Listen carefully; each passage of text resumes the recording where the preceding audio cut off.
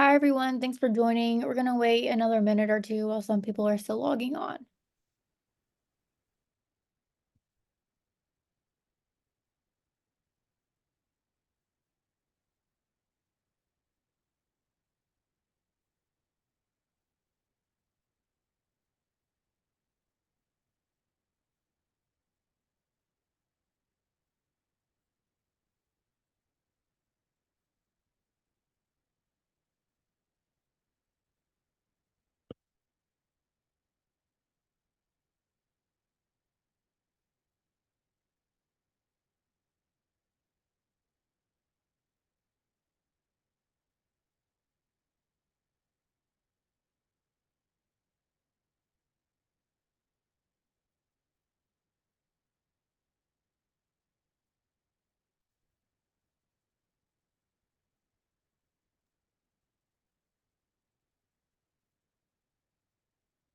All right, I think we'll go ahead and get started.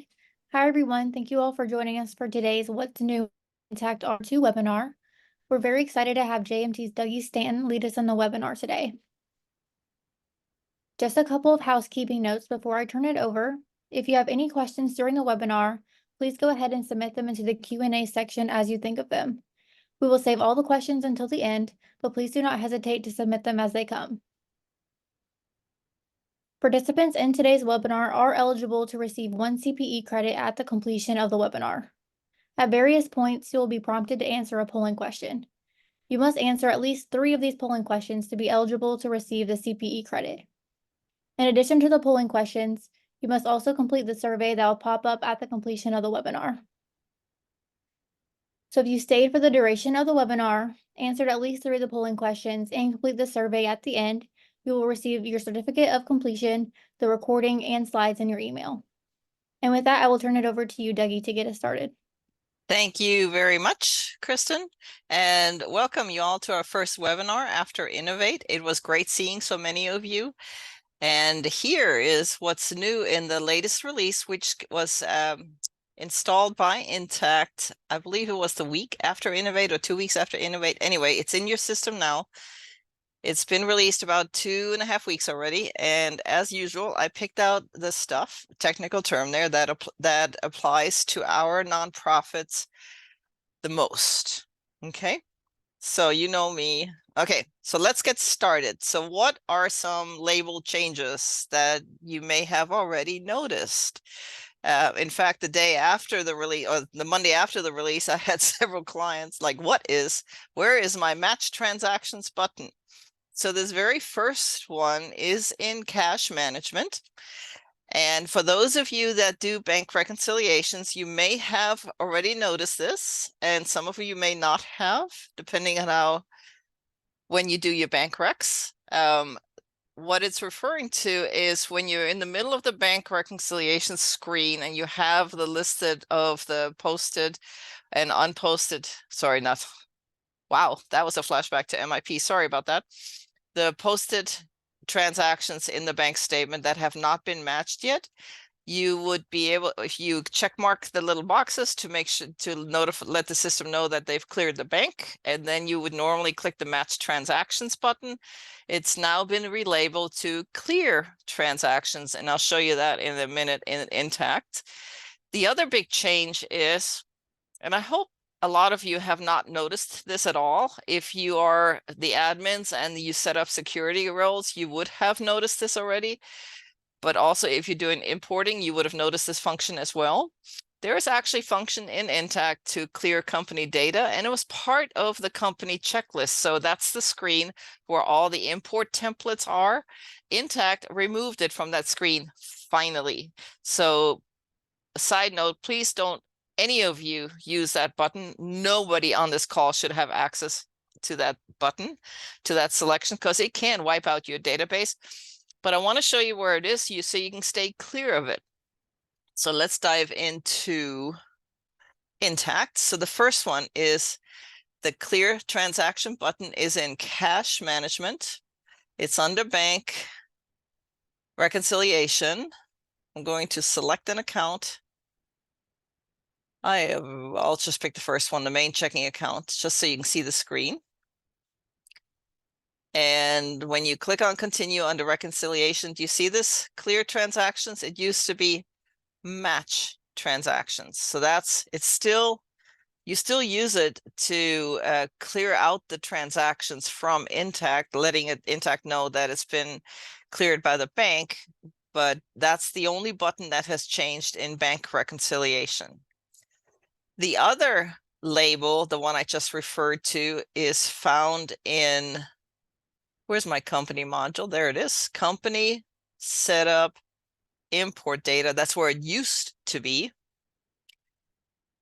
It used to be at the very top here. It's used to say clear company selection, which was a very dangerous option to have. That has finally been moved, so people that have access to the screen can't accidentally select it.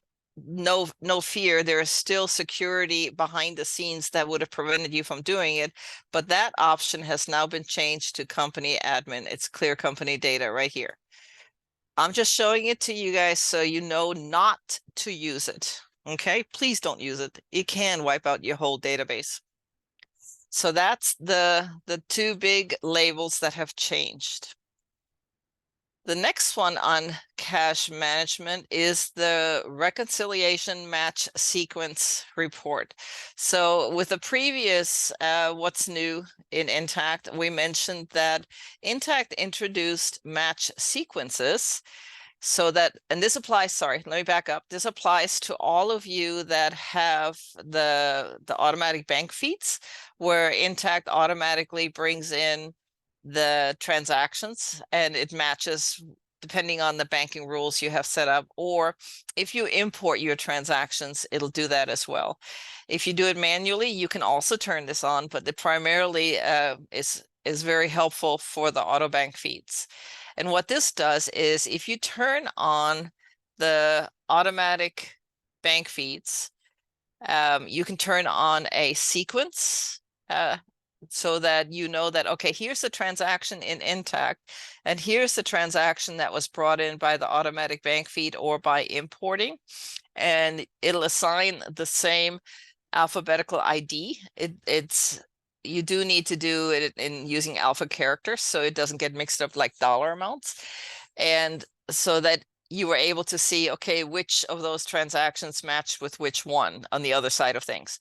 Now, what's new in this release is you can now run a report that'll tell you exactly which transaction matched with, like the ones that brought in from the bank matched with the ones from Intacct.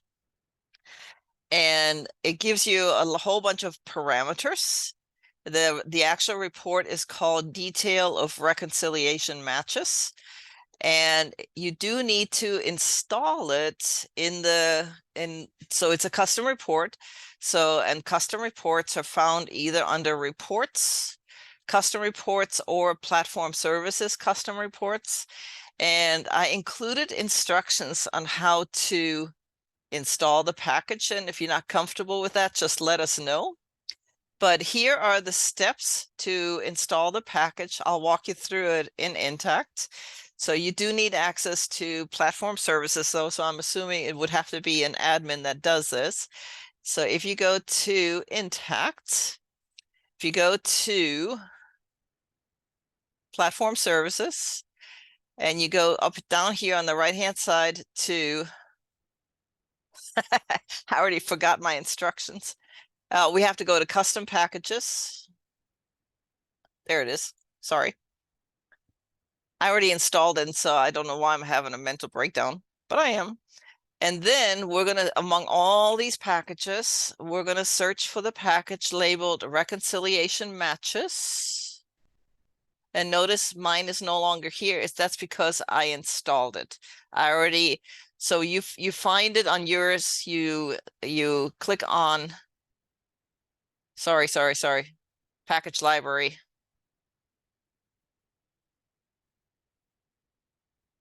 No, I did that totally wrong. Sorry about that, guys. Let's do this again. Platform services, custom packages. No, that was right. and it would be a reconciliation. All of mine are already installed. Yours will say the word install. When that's finished running, if I go to reports and under all tab to custom reports,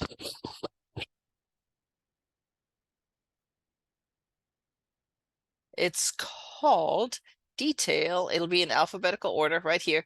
Detail of reconciliation matches.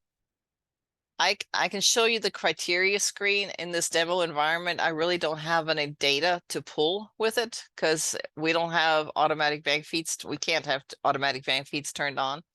But you pick your bank account and you can pick whatever match sequence you have and fill out the appropriate fields, and you can get that report using this. You can get your data using this report. Okay. If any of you need help with the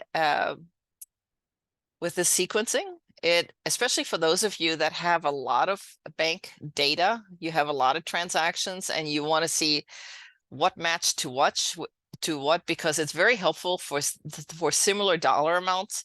If you have like a lot of dollar amounts that are the same dollar amount and you're like, which one of these really matched with what came in from the bank, it'll tell you, and it'll tell you very easily. Okay, so that is the match sequence report. Coming back to the PowerPoint, let's go to the next one. This transaction assistant was introduced with the last release. It was generally released. Sorry, I can't speak English today. And again, this applies to those of you with automatic bank feeds. And I'm calling it out because there's a lot of you are now on automatic bank feeds. Side note, if you are not and you would like to explore that option, because with some banks it's still kind of difficult, like with Chase, then we can help you get connected with the automatic bank feeds. But if you have the automatic bank feed, this bank transaction assistant really makes things easy if you're dealing with a lot of customers and a lot of accounts receivable invoice payments that come through the automatic bank feeds. And I'm not talking about the invoice payments that are paid by check. I'm talking about the ones that are being deposited directly into your checking account in one way, shape, or form.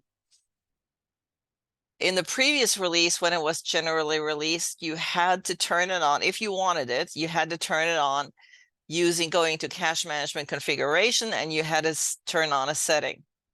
With this release, you no longer have to do that. It's turned on by default. If you don't want to use it, that's fine. It's not going to hurt anything, just ignoring it. All I'm trying to say is that you don't have to do a separate configuration setting.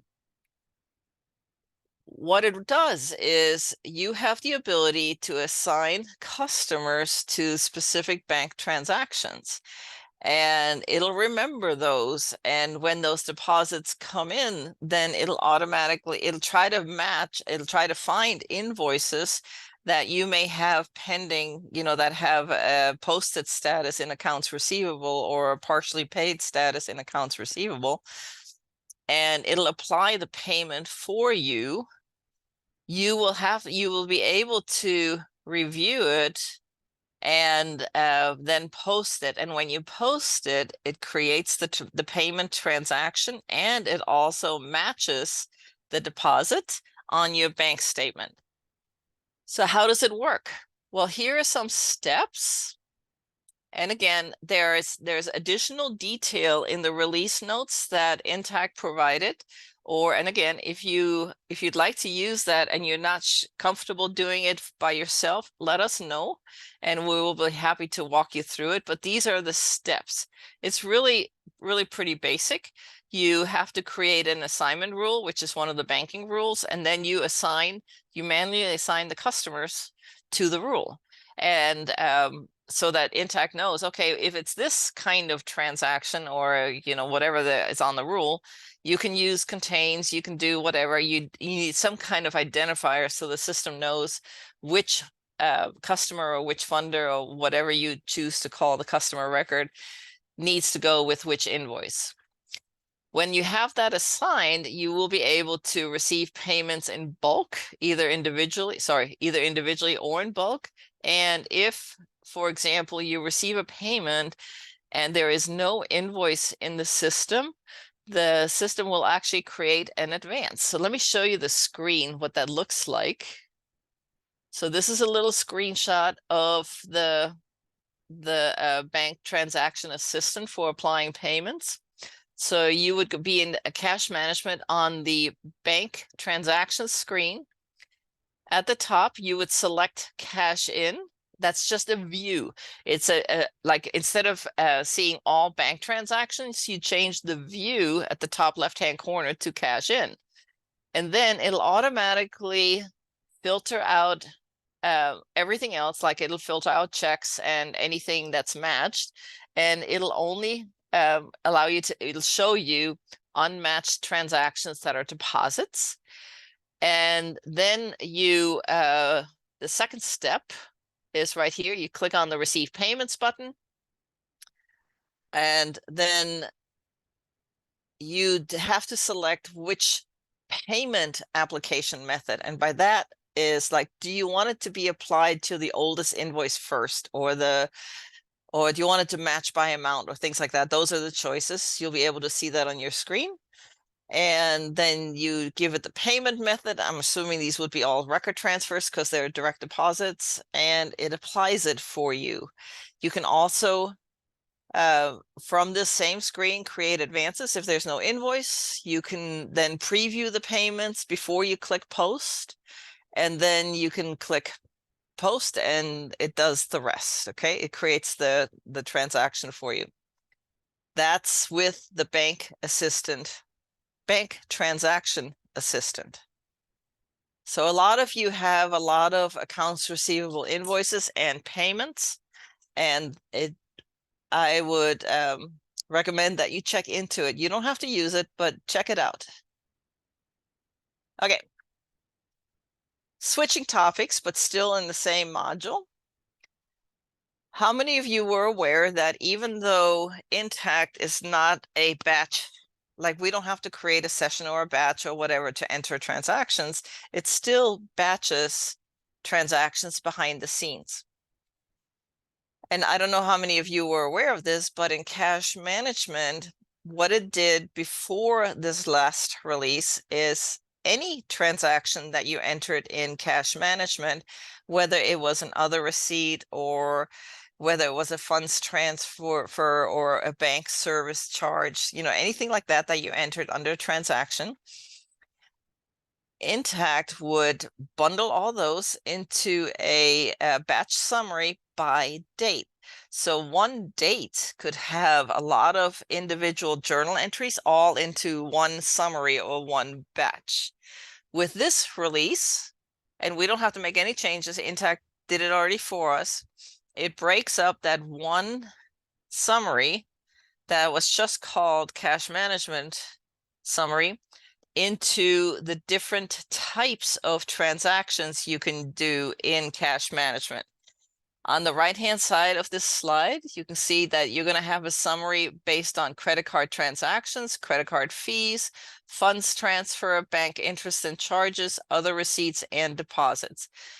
So rather than looking at one big kahuna batch summary in the general ledger under cash management that you then had to try to figure out, okay, which one was the funds transfer and which one was the credit card transfer and which one was the other receipt, it breaks it up for you so that you can now, that really helps with if you need to research something, if you need to correct something, and it helps you identify it more readily. Okay. And please, as we go along, if you have any questions or you want a little deeper dive, if I can give it to you, I will. All right. Let's go next. Switching to the payment side of things, we were focusing on money receiving in. Now I'm bringing up AP automation again. So with every release webinar, I seem to be bringing up AP automation, and that's because Intacct keeps making improvements and they keep fleshing it out, and it's becoming a much more robust product than it was a year ago when they first initially released it to the general public. What it does now with this release is the general ledger and dimension coding is now enabled. And you may say, well, wasn't it that way from the very beginning? And it was to a certain degree, but what invariably happened is if you had an accounts payable bill that had multiple distribution lines, Intacct may have been able to figure out, okay, that here's the general ledger code and the location on the line 1 and line 4, but it would leave the others blank. It couldn't handle it. It now is able to handle it, and it's now able to predict your GL account, your location code or fund code, whatever you call it. I'm using the Intacct dimension name terminology, and the department field values on a line by line basis. So if it doesn't matter if your accounts payable bill has 10 transaction lines, 20 transaction lines, or 1 transaction lines, it's going to remember it based on how you correct the draft copies in when they get uploaded. Keep in mind, when you first start off with AP automation, it's not going to know what you want it to code. It'll remember this as you go through and apply the codes. It'll remember it by vendor. And so give it some time. It needs to build the memory bank. And but I know they say the GL account dimension coding is enabled automatically with this release. They say you don't need to make any changes to start taking advantage of this predictive coding. I want to see it. It still will be a much more robust as you build the memory bank, as I like to call it. Okay. That is the first one with accounts payable. Hang on, it's not moving for me. Here we go. This one I'm really excited about. Yeah, I know it doesn't take much. There's a lot of you also in accounts payable doing ACH payment method, which enables you to create a notcha file and upload it up to the bank. Previously, and you can still do this, you enter the bill, you select the bill for payment, you assign the payment method of ACH, and then you would click on Pay Now. And after everything's approved, if you have payment approvals turned on, you would have to go to cash management and then generate the ACH file from there, and then download it from there so you could upload it. You don't have to go to cash management anymore. You still need the permissions to do it in cash management. The permissions to generate the ACH or the bank file is still under the cash management module in where you set up security roles. But you can do it all from the accounts payable screen with this last release. And I included a screenshot, but I want you to see it in Intacct as well. So in Intacct, let's go to accounts payable. So before, what I was talking about, after you click pay bills and you assign ACH payment method, you'd have to go to cash management, which you can still do. You can still do this. It does not take it away. You'd go to ACH file generation. I don't think I have anything here, but nope, I don't. Okay. And then you generate the file, and then you download the file from the ACH payment file from this screen. What Intacct is saying, and it's true, is you can do it all from accounts payable. So if you go, once you pay bills, you select the bills for payment, you assign the ACH payment method, you can go right here to payment file, and you can go ACH file generation and ACH payment file. And you can do it all from here. if I click ACH payment file, it's the same screen. You see that? So it's handy. So it's just, you don't have to switch lanes to go create the ACH file. You can do it all within accounts payable, which is exciting. Just don't forget to also grant the appropriate personnel the appropriate permissions so they can do it. If they already have permissions, they already have access to this. They can already see payment files in accounts payable, and they can do it all from accounts payable. It's a little thing, but I saw that and I was like, oh, this is exciting. All right, let's go back to our PowerPoint. And I am going way too fast. So accounts payable, some more. Here's a little thing. When we go into the accounts payable and we reclassify an accounts payable bill, well, sometimes it's changing codes and sometimes it's changing the memo. And you can reclassify if you have the security rights to do so, an accounts payable bill, and you can change the memo field as well. What I wasn't aware of, and it's true, I saw these previews and I was like, oh, I never knew this. Did you know that if you change the memo on a paid bill, the memo did not update on the corresponding bill payment? Now it does. And so, which was okay, because most of us really, when we reclassify, especially reclassified a paid bill, it mainly dealt with codes. We had to make a code correction. Now, when we update the memo, we can be assured that the payment part of the transaction, the memo field, will also update. And again, if the bill was posted to a period that's now closed, it's not going to update, which is true if you make any kind of reclassifications to the paid bill or a posted bill. The accounting period has to be open in order for it to save. Okay. All right. Any questions so far on anything I mentioned so far on cash management and accounts payable?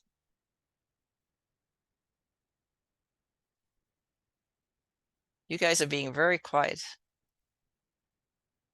All right, let's go on to the next one. The next one deals with accounts receivable. If I can get my mouse to work. Huh. There we go. Did you know that in accounts receivable, and I just had, like during Innovate, somebody asked me, it sure would be nice if we could draft accounts receivable payments so we could review and make changes before we post them. Now you can. It's a little tiny note in the release notes. And I was like, oh, this is beautiful. So you have the ability now to, when you receive a payment, you can choose to draft the payment. And then once you've reviewed it or once somebody else reviewed it, they can post the payment either individually or in bulk. Let me show you what I mean. And while I'm there, I want to point something else out, which I think some of you haven't noticed yet. So if I receive payments new, please always, I'm in accounts receivable, I'm in receive payments new. Please use the new screen. Don't use this receive a payment screen, which it's still the old look and feel. Intacct keeps threatening to remove it, but they haven't yet. Get used to this new one. If I click on receive payments new, it'll take you to the posted payment screen. From here, you're going to click on add. Okay. Once you're on add, one of the first things I want to point out is, hang on a second, I forgot to notice which invoice still owes money. Let's say Tarrant County. Okay. Receive payments add. One of the things I want to point out to you, have you all noticed this apply payment to? I mentioned it a few releases ago. I want to call it out again because I'm still getting some calls about it. And I want to make sure you guys understand this choice. So the default is apply the payment to one funder's invoice. That's the normal method. Like I'm going to pretend I got a payment for my Tarrant County invoice and that's the invoice and that's it. It's just going to get applied to that. The other choice, the second choice I should say, is parent and child funder invoices.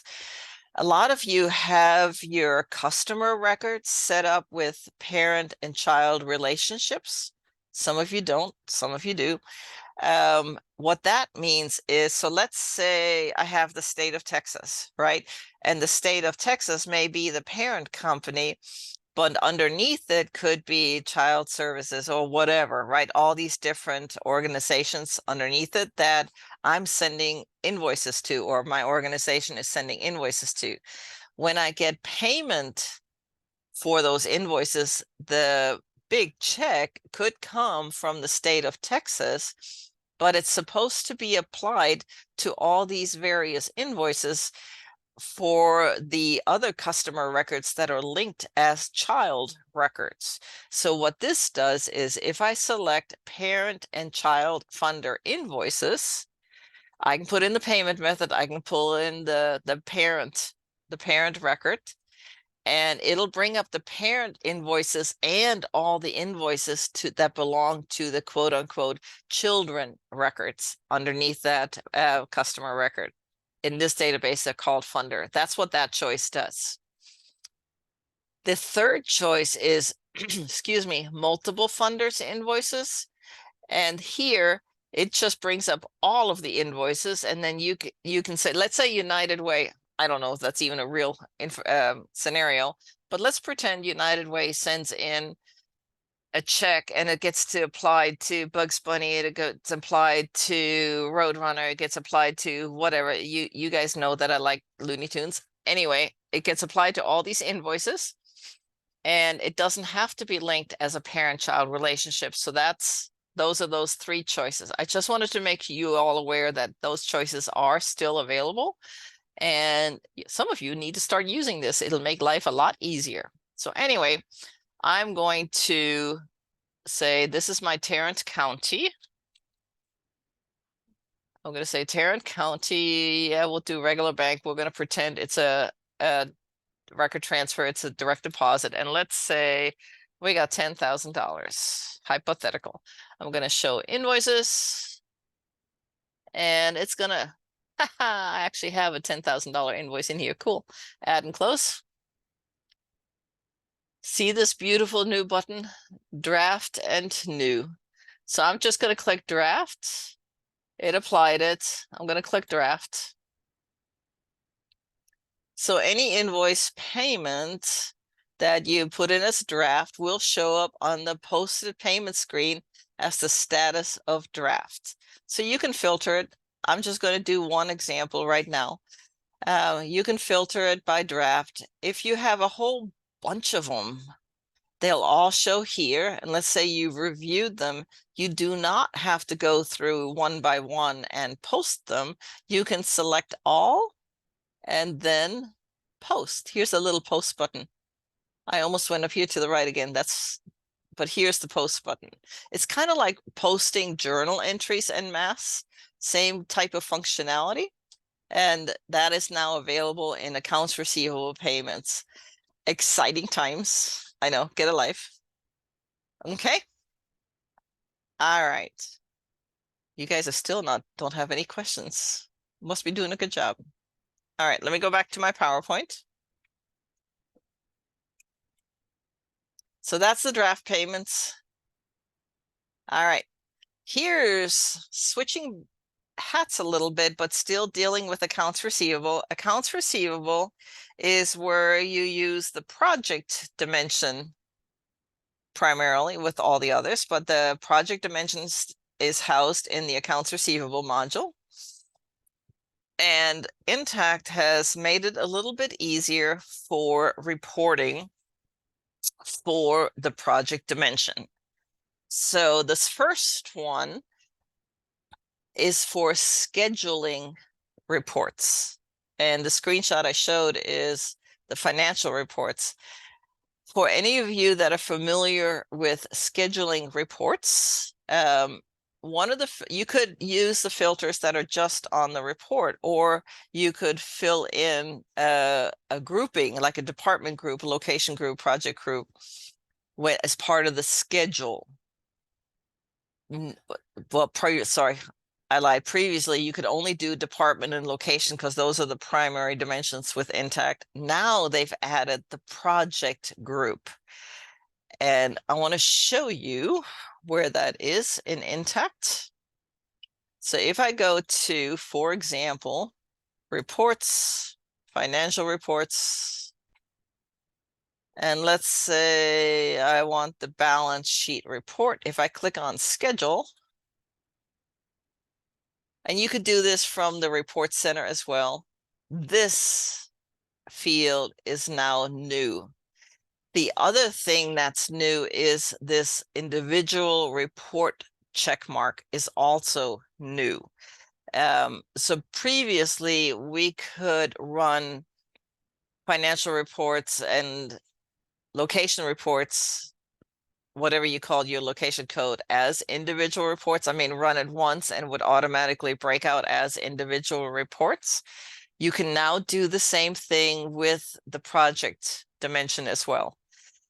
It's also a little thing, but it's huge because all of us use, well, I would say 90% of us use that project dimension for this purpose. What is true also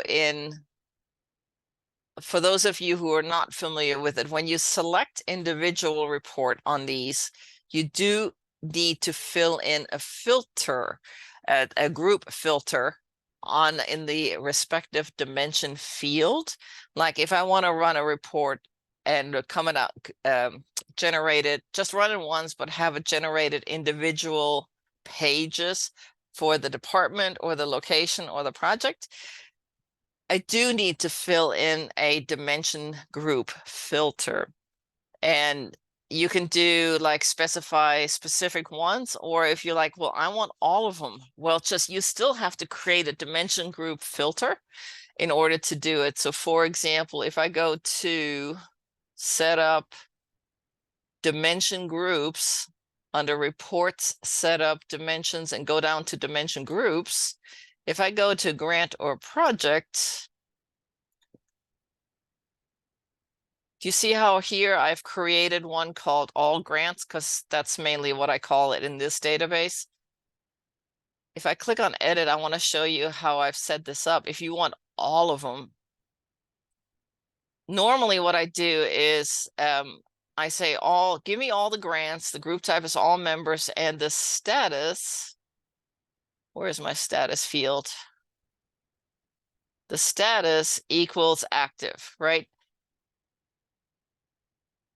So here, if I say this equals active, and this one I'm saying, give me all the grants where the status is active, or the project ID does not equal 999 or 998. When I have multiple lines, I need to make sure I change this condition to or and not and, otherwise it will fail. So if you only have one line, just leave it the way it is. But that way you have a group selected that you can populate in that filter field for project code, and it'll give you all of them if you want all of them. You just cannot leave it blank. If you leave it blank, it will not break it up by individual pages. So that's for financial reports. I showed you financial reports, right? So let's check on memorized reports. I'm going to go to general ledger to memorized reports. If I schedule, here, I'll pick this one. If I schedule this memorized report, and the reason I'm pointing this out is notice this one still has just department and location group. It does not have the project grouping. So make sure that if you want it to be broken out by project code, it has to be a financial report. It cannot be a memorized report. Okay, so that extra project field is only available on financial reports. The other one, the other field where it's available, let me go back to the slideshow, is within the dimension filters itself. When you edit the report, it's also available there. And again, it's available on financial reports. So if I go back to my reports and financial reports, if I go back to, let's pick a revenue and expense.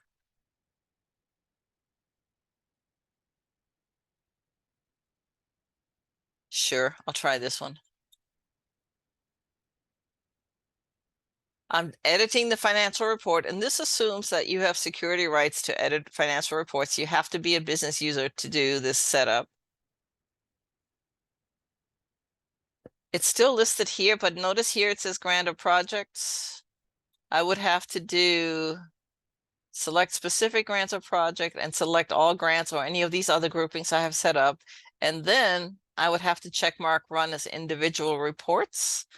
And then whenever I would run this report, if I don't change the filter, then it'll automatically spit out as individual reports.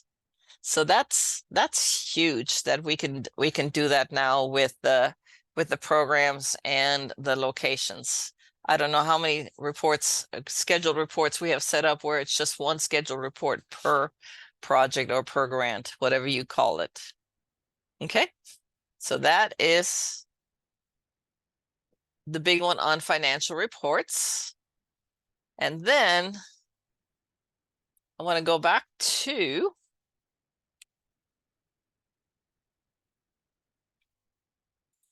this one, the list enhancements. I can't stress this one enough. I know I stressed it a lot during Innovate. I stressed it a lot during the last What's New in the webinars. I'm stressing it in all of our training classes. This is what's coming. Intacct is changing the way they show their lists, and there's more and more showing up now. Let me show you again as a refresher. It's now under accounts payable. Let's see, is it part of bills yet? It's still under vendors. I still use it under vendors.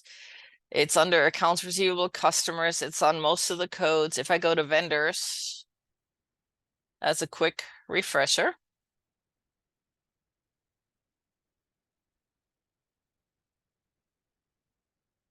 as you can see, I have it on the new one. Let me turn it off so you can see. If you haven't seen this before, whenever you see this turn on list beta interface, it's on attachments, it's on departments, locations, classes, and the list is growing. If you turn on list beta interface, it allows you to search without having to do the % sign as a wildcard. So for example, if I do, let's say, if I want to find all the vendors that contain the word card, here's all my cards. If I remove it, that's fine. If I say, okay, you know what, I really want to move vendor ID over here. You know, before if you oops, before if you wanted to move columns around, you had to edit the view and change the sequence order. Now you can just drag and drop. If I want to make the vendor name shorter, I can just by dragging it. I can also, oops, sorry.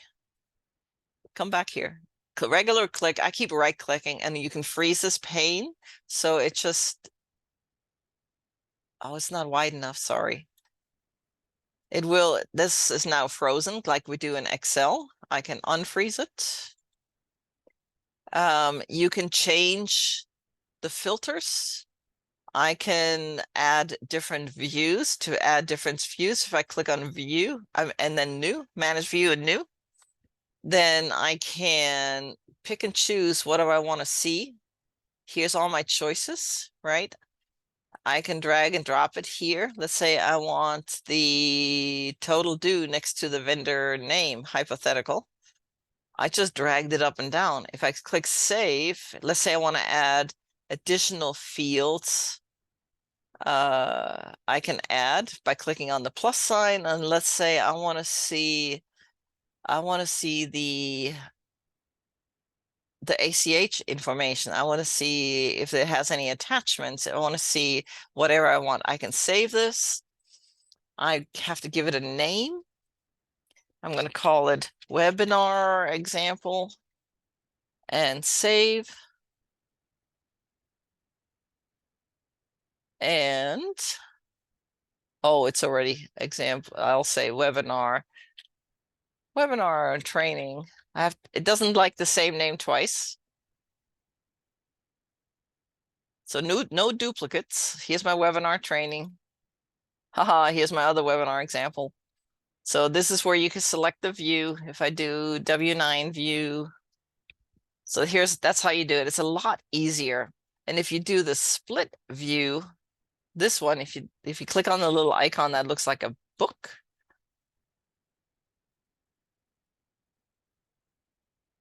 and it's thinking and it's thinking and it's thinking. Here we go.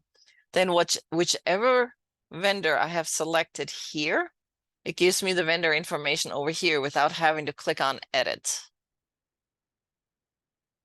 All right. So that's what that does. If I go back to the list view, there's those three little dots on the right-hand side. Do you remember in the original view, if you clicked on the vendor name, you got the AP ledger? Here, if I click on those three little dots, you have to click on those three little dots to get the ledger now. If you click on the name on this list view, it actually edits the vendor record. That's what that does. Okay. So the last thing I wanted to point out to you, coming back to the bank feeds, and I did not put it in this PowerPoint, is there's another new feature in the release notes. Let me show you what I'm referring to. If you have automatic bank feeds or import a lot, and you turn on the bank assistance, which is now automatically, the bank assistant is not turned on automatically, sorry. There is also another feature. If I go to the release notes for importing, I can't show it to you. It won't work in my demo environment, so that's why I didn't include it in the PowerPoint. But if you go to the home screen and click on release notes, go down to financials and cash management, for those of you that are interested in the bank transaction assistant file import, there are some steps to read up about this. If you're doing a lot of bank transaction file imports instead of automatic bank feeds, this new feature, I saw it in action. I just can't get it to turn on in my webinar database. If I can't show it, I'm not going to really talk about it because I want to be able to show you exactly how it works.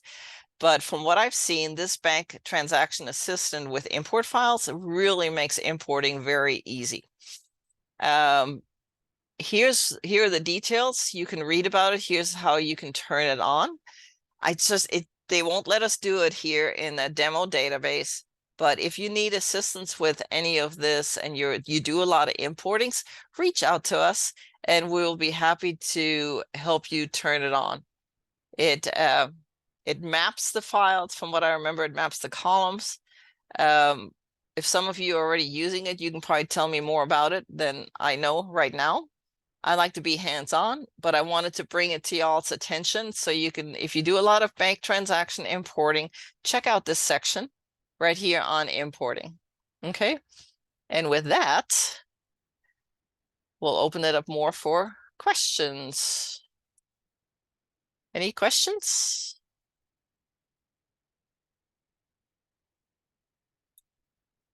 You're being awfully quiet.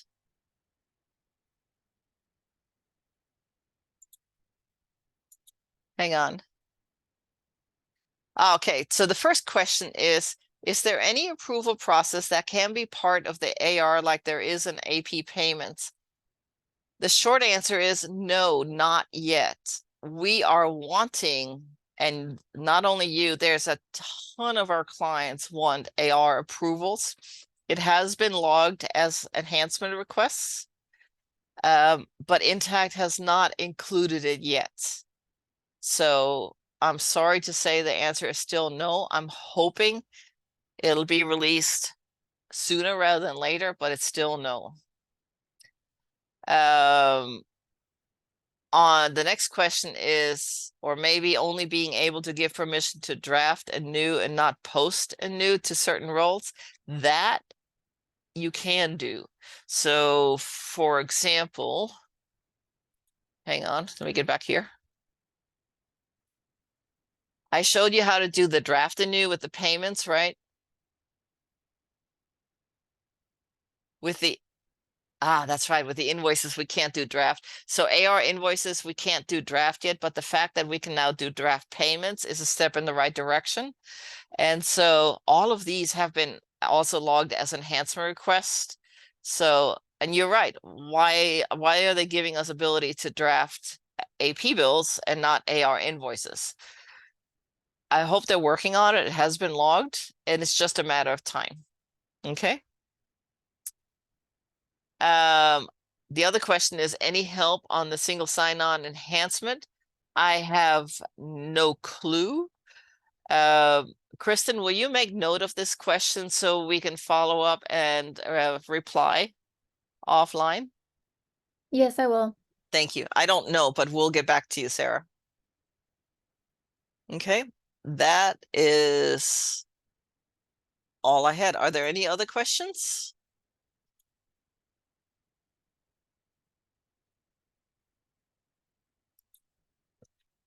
If not, then thank you very much for participating.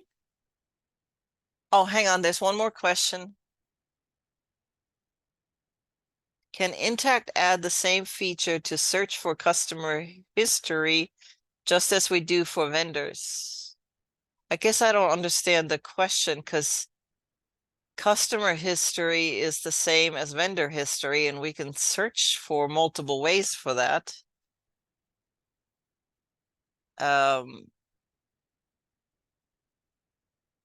If you have a specific scenario, Kim, why don't you email me and I can walk you through it? But as far as searching customer history, that's the same as searching any vendor history. So I see no difference between customer and vendor searching and their history. Okay. So Kim, if you have additional questions, please reach out to me. All right, guys. Thank you all very much for attending. And we'll talk to you soon, I'm sure.